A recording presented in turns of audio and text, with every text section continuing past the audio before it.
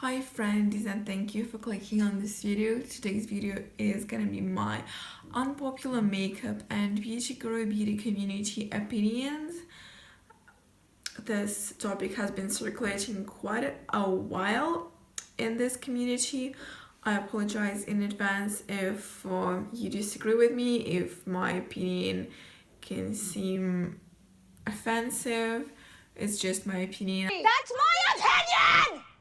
I don't mean any harm. I'm sorry in advance. And I mean, it's just makeup. But my first unpopular makeup opinion is about a trend of beef lips. This is a trend that popularized by the UK-based MUAs, and it kind of looks like this weird ombre effect, having a lot of brown and like meat colors on your lips.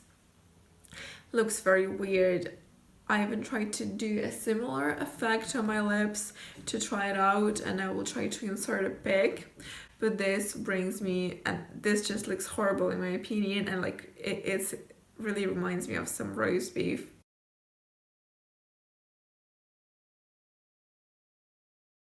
And this brings me to a similar thing also regarding UK MUAs. My popular opinion is that UK-based famous MUA Mitchell has very weird works, and what he does is actually a monstrosity in my opinion. He exaggerates the features to an extreme alien-like extent. Uncanny valley, I think some people would call it. The way he does eye makeup in the majority of the time is make the eyes extremely round, and also again a trend very popular among UK-based influencers is that they like this very round effect, very emphasized. And in general with Mitchell works, they all look super weird to me and very exaggerated.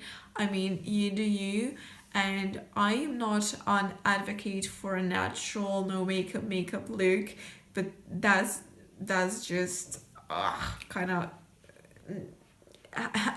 that causes me a reaction like that. But I'm sure he's a great person. I'm sure he has a great personality. Perhaps he is very famous. He even appeared on YouTube videos of people like Nikki Tutorials and Jeffree Star. So yeah, I mean, he's gonna be successful, even though I am not a fan of his makeup aesthetic that he promotes. My next third unpopular opinion is about the names that beauty gurus give their followers, like Lorlees or Quad Squad, or I mean, whatever. You get the idea. That really irritates me when they try to call their fans like that, because first of all, just because I'm watching your videos, that does not mean I'm your fan. Second of all, even though I watch your videos, I enjoy your content, and even if I'm a fan, that doesn't mean that defines me as a person, and you get to define me as a person, because I mean, that's not a part of my personality. I'm not part of any squad. I'm just a person who clicked on the video and liked it, or even really likes you as a person. But I mean, people who I really like, I'm a huge fan of one or two beauty YouTubers on the platform, and they don't do any things of that nature. I mean, that can also have something to do with stan culture, but again, I can't vibe with that. My fourth unpopular opinion is about limited edition makeup, and specifically when beauty gurus refuse to use limited edition makeup on camera. To me, that's crazy. And I mean, the way they are about it is almost like, God forbid they show or showcase something old or limited edition on a camera, because oh my god, god, we cannot buy it. We, the viewers, cannot buy it. And yet the beauty guru shows it. What's gonna happen? I don't know. I mean, just because we watch your videos, that does not mean that we watch it for the sole purpose of immediately buying what you show. And it's not a tragedy that someone cannot buy what you show.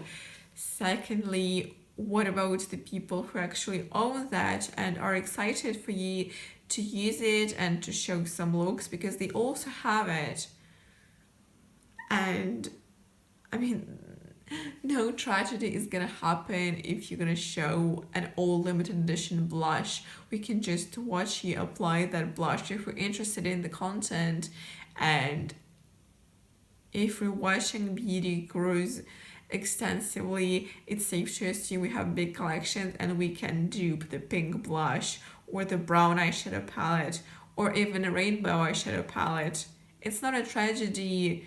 I mean, and the fact, this idea, this agenda that the person only needs to show the most newest releases in their videos is very consumeristic again, and I don't support that. And I support people using all limited edition stuff in their videos, and I support people doing shop my stash type of content.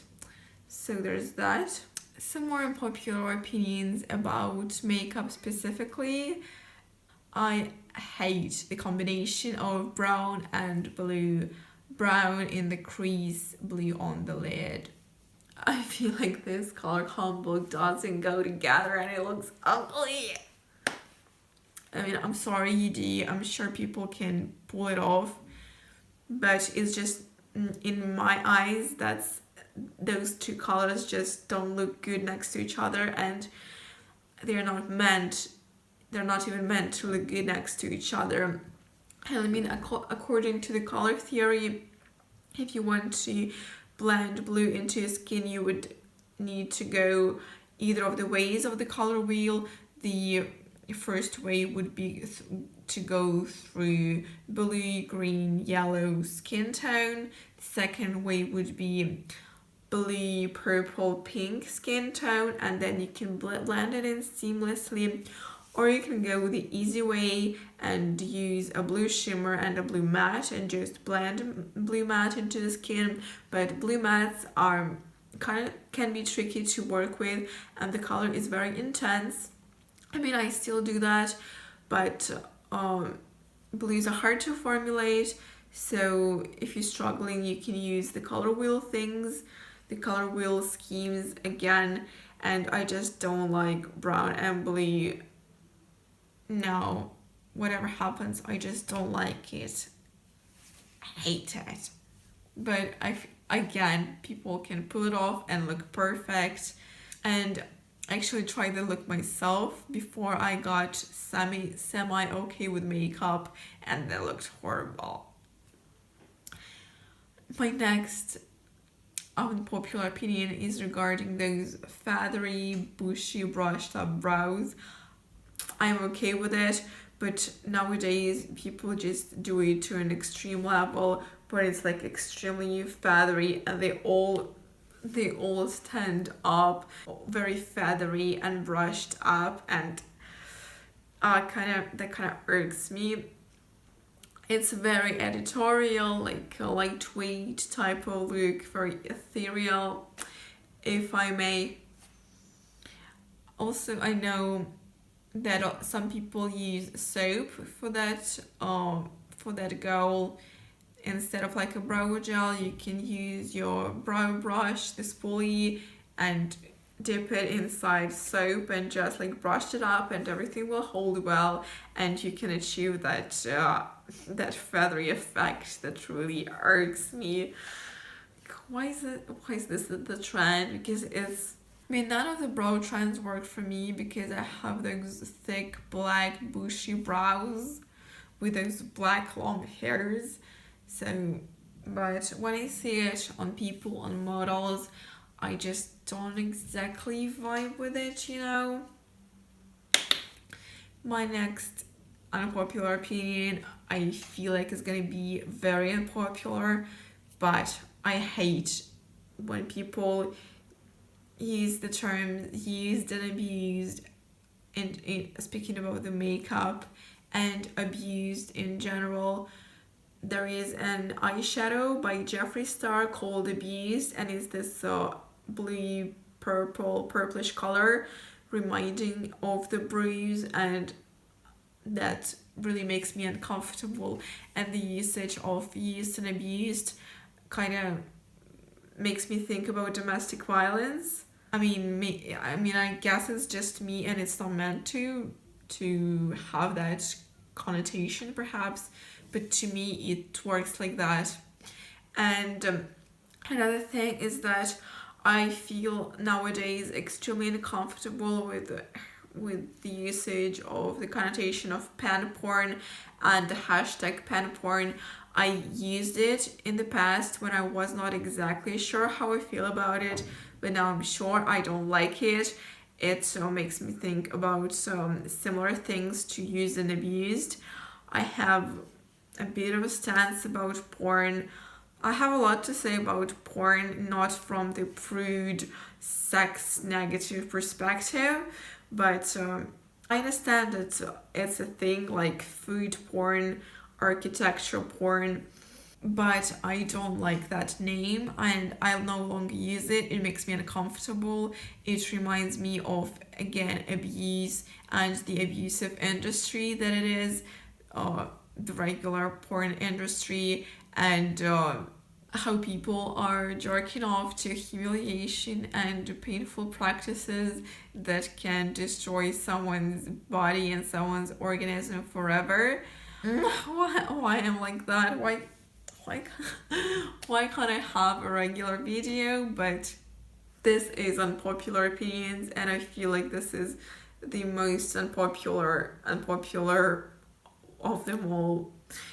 And my last one for today is about packaging. I want to talk about plastic and cardboard and glass packaging, and my point is that nowadays we're having a lot of discussion about cruelty-free brands and problematic brands, and there are discussions about that, but I'm liking the discussion about sustainability. I'm glad to see some when I see them. I think it's great, but I think we need to have more. And a conversation, this reminds me of that how Colourpop used to have just cardboard packaging, but then they switched to plastic, and I don't like that. I support cardboard packaging. I think we need to speak up more about that we need more cardboard packaging, less plastic packaging, almost. It would be great if we could just leave plastic in the past. In terms of foundation, it would be great if we could speak how we and choose glass or foundations as opposed to foundations packaged in plastic or squeezy tubes. I know it's also a question of price, but there are drugstore foundations that are packaged in the glass, so I think that's doable since some of the brands can do it. There are also some wooden or bamboo packaging, even by Guerlain, and I think that was a very great initiative, and we need to do it more. More brands need to do it, but also there's a whole little range of zero waste makeup brands, and I want to talk about that in the future, just like talk about them, talk about the brands, discuss them. But my point is that we need to have a sustainability discussion in makeup right now. It cannot wait. The planet is dying. There is an eco catastrophe right now. Now is the only time when we still have the time to change something, and we need to have sustainability, plastic free, less waste discussion as we are having cruelty free and problematic brands discussion. So I'm just talking with my hands, but that's all for today. I hope I was civil enough, but yeah, thank you very much for watching. Hopefully we'll see you in my next videos. Bye bye.